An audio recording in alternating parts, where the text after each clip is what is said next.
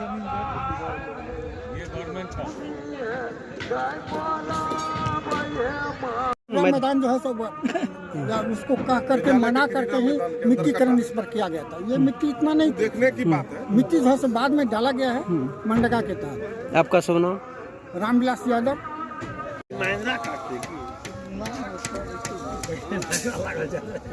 तो उनका कहना है कि मेरी ज़मीन है और हम लोग जब से होश संभाले बचपन से ही देख रहे हैं यहाँ फील्ड है, हम लोग खेलते हैं और फुटबॉल का ऑर्गेनाइजर हम करते हैं।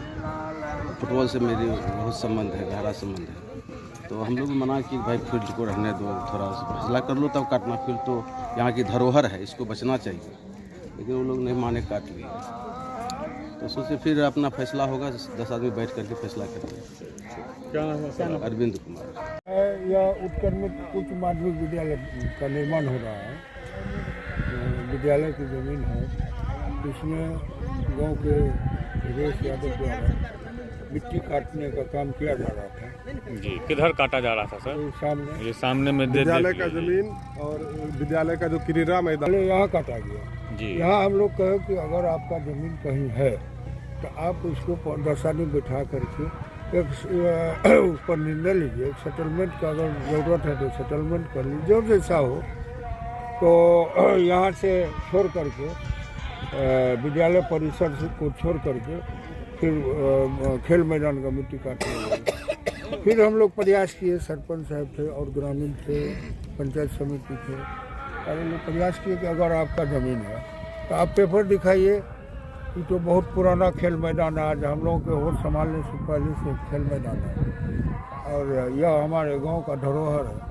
इसमें किसी प्रकार का अगर है परेशानी, आपका ज़मीन है तो पेपर दिखाइए, उसके लिए हम लोग सोचेंगे, सेटलमेंट का प्रयास करेंगे।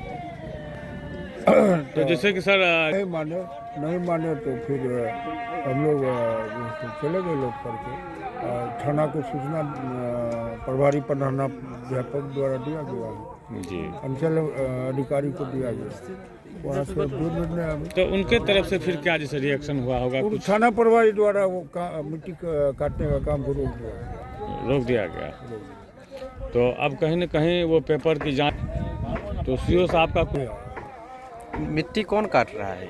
मिट्टी धीरेश यादव द्वारा काटा गया। जी सर, आपका क्या नाम? दयान कुमार यादव, मुखिया ग्राम पंचायत बेल। से स्कूल के अंदर है ज़मीन।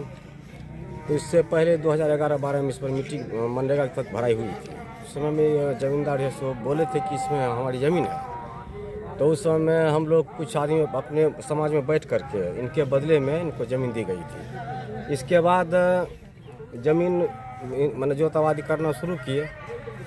इसके बीच में अब कौन सी समस्या सामने आ गई कि इनका ज़मीन इनके बदले में नहीं मिली, अभी तक हम कंफर्म नहीं है। लेकिन विद्यालय में लगभग 40-50 बरस के अंदर ये ज़मीन, और कई बार तो फुटबॉल टूर्नामेंट पूरा बिहार, पूरा देश विद्यालय का जो परिसर है ना, उसमें मिट्टी काटा। कौन काटा?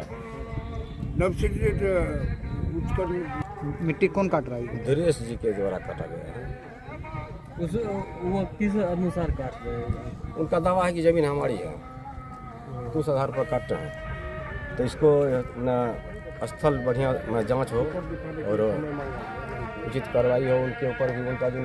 उनका जो ज़मीन है उनको भी मिले, उनको भी न्याय मिले, विद्यालय को ही मिले, ग्राम पंचायत बेलों को ही मिले। क्या नाम है सर? अमित कुमार भारती।